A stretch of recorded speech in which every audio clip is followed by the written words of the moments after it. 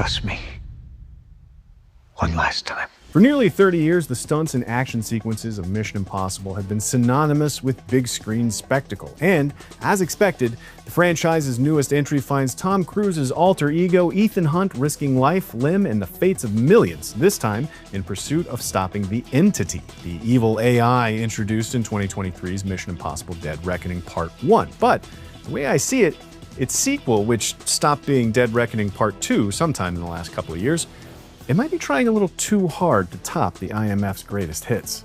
I'm Clint Gage, and this is my review of Mission Impossible: The Final Reckoning.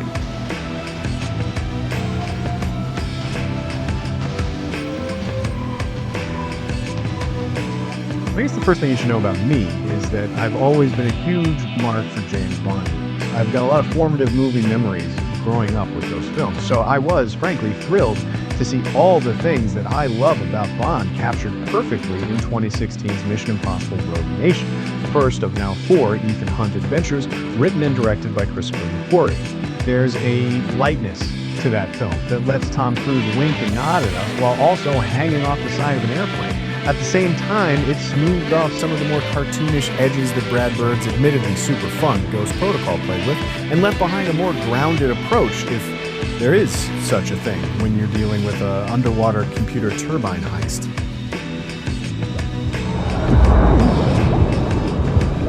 The Rogue Nation nails that combination of go-for-broke practical stunts, grinning self-awareness, and just the right touch of believability that make up the most important parameters for a successful IMF mission. Fallout nails it just slightly less, and I think Dead Reckoning misses by a wider margin. Final Reckoning, unfortunately, has gone a little farther afield. My biggest takeaway from the 8th and very evidently not final film starring Cruise's Fate's chosen lucky boy is that it's extremely sober. The Final Reckoning veers into melodrama like a rookie helicopter pilot whenever there is story to be told. The cast, which is an assembling of familiar franchise faces and newcomer cameos, whisper talk their way through soap opera levels of tension. Nearly every scrap of dialogue is invested in no less than the end of all life on the planet. Now, if memory serves, I think that's pretty close to a line verbatim from the movie. One of my scribbled in the dark notes says, "The fate of every living thing on the planet Jesus Christ."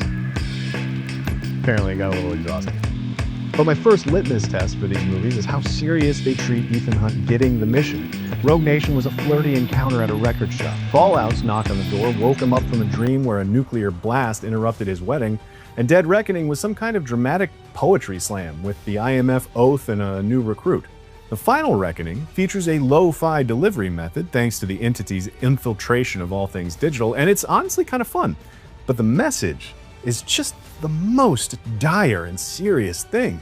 This is a story point introduced by Dead Reckoning, the Entity as a villain capable of literally every bad thing imaginable, like a laundry list of vague shorthand threats that any one of which could have been enough to carry a movie.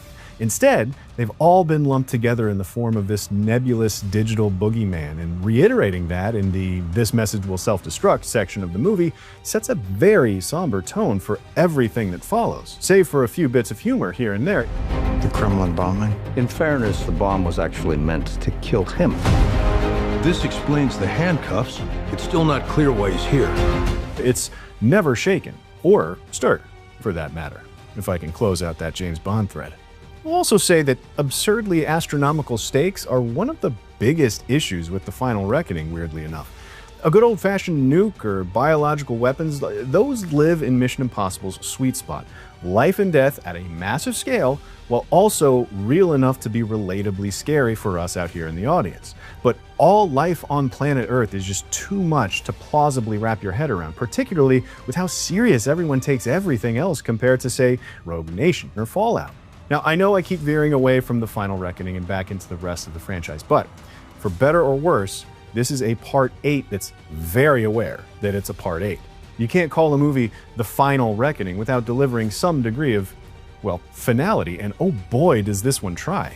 This movie's determination to tie every piece of the last 30 years worth of missions into one neat bow is, it's really something.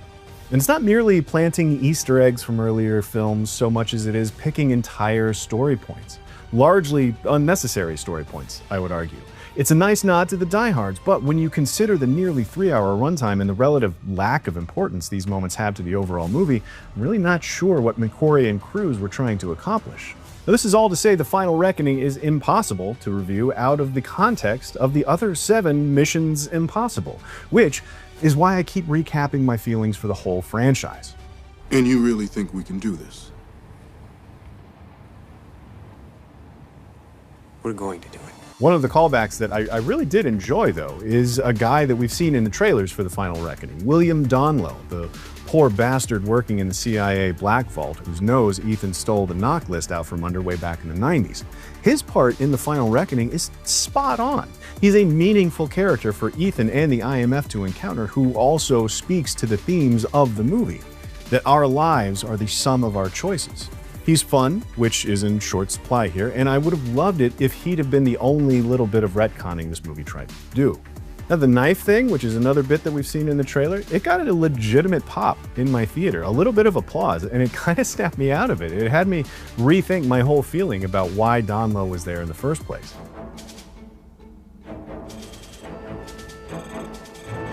Oh my God. But I've been talking a lot about the things I didn't like about the movie, and it's important to note that there are some things The Final Reckoning very much does right. The action is predictably excellent, with the highlight being Ethan's infiltration of the Sevastopol, the MacGuffin of a submarine that sank at the start of Dead Reckoning. It's an incredibly tense and intricate, claustrophobic sequence and all the other nail-biting things you want from a thriller. And more than that, there is clearly a huge chunk of the reported $400 million budget on screen. Christopher McQuarrie is getting all the nautical mileage he can out of it. That set is equal parts Avatar and the hallway fight from Inception. It's legit very cool. And the fight choreography is also elevated from previous entries, I think.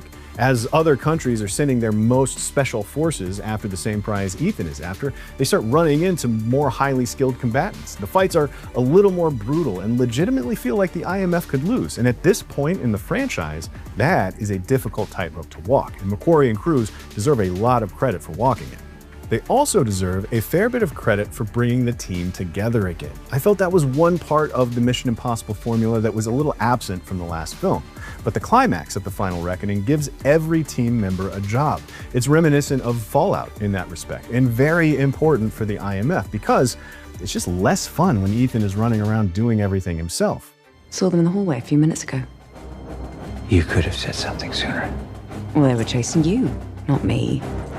An abiding trust in his team is part of Ethan's allure, in addition to being, as Shea Wiggum's Jasper Briggs puts in Dead Reckoning, A mind-reading, shape-shifting incarnation of chaos. but also, in regards to the film's final act, one thing that the filmmakers and the studio should get credit for is avoiding the big marketing blitz around the movie's signature stunt.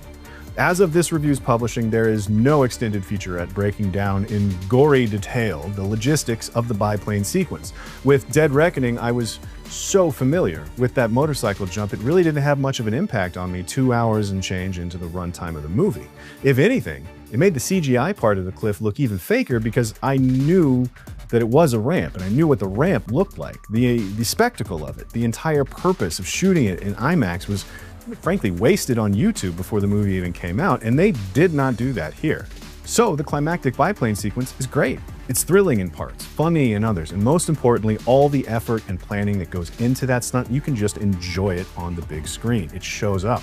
The only question I have about it is, would The Final Reckoning be a worse movie on its own if it were a stunt double walking out on the wing of that plane instead of Tom Cruise? Or would it just have one less interesting thing going for it? But a lot of how I feel about this movie, though, it comes down to that subtitle, The Final Reckoning. It can't be officially final with the way that it ends, and I don't think there are any of us who believe Tom Cruise is done risking his life for our entertainment. So it's either the best subtitle for this movie or the worst. Maybe they completely missed the mark on the final part of that equation, and it's not a representative title at all. Or maybe its not entirely successful attempt at tying a neat and all-encompassing bow is the final reckoning for the franchise and the path it laid out across 8 movies. From a real-world perspective, maybe a messy and self-serious capstone to an otherwise iconic franchise is exactly what they deserve, and it's a perfect subtitle. From For my part though, again, because I'm a big fan of this kind of movie, I'm rooting for the latter. Threads have been picked up and tugged on in different directions throughout the course of these 8 films. It's just the cost of doing business with a 30-year juggernaut of a franchise. Their mission now, should they choose to accept, is to take this clean slate they've created with all those threads tied up, however clumsily, and get back to what Mission Impossible does best, and not take itself so seriously. He gassed a security briefing. That was just 2 months ago. Mission Impossible: The Final Reckoning is okay. It's getting a 6. While its action is reliably thrilling and a few of its most exciting sequences are sure to hold up through the years, the 8th big screen IMF outing tries to deal with no less than the end of every living thing on the planet, and it suffers because of it.